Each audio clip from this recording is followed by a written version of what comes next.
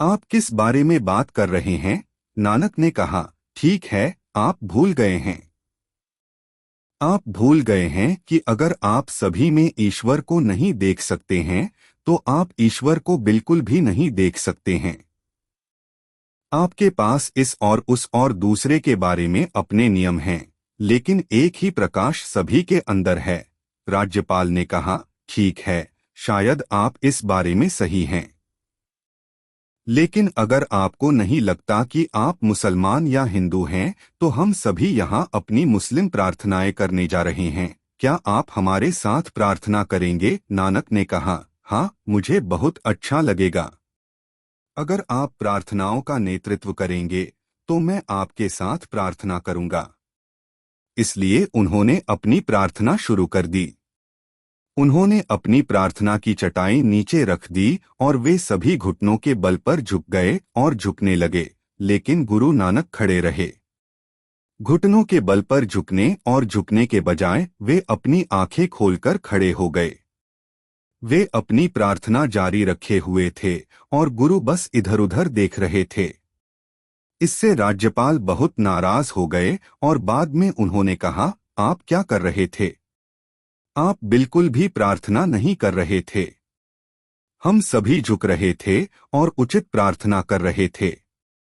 आप एक संत व्यक्ति की तरह दिखते हैं, लेकिन आपने अपना वचन नहीं निभाया।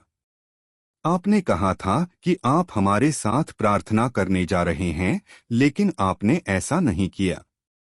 आप कुछ भी नहीं कर रहे थे।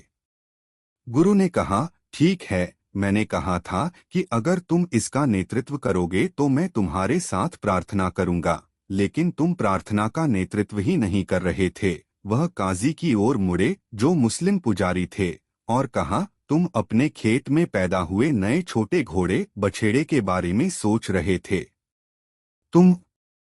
तुम चिंतित थे कि यह आंगन के कुएं में गिर सकता है। काजी ने सोचा, यह सही है, यही मैं सोच रहा था। गुरु राज्यपाल की ओर मुड़े और कहा, और तुम उन सभी घोड़ों के बारे में सोच रहे थे जिन्हें तुम बेचने जा रहे हो, और उन्हें बेचने पर तुम कितना पैसा कमाने जा रहे हो। राज्यपाल ने सोचा, ओ वाह, यह आश्चर्यजनक है।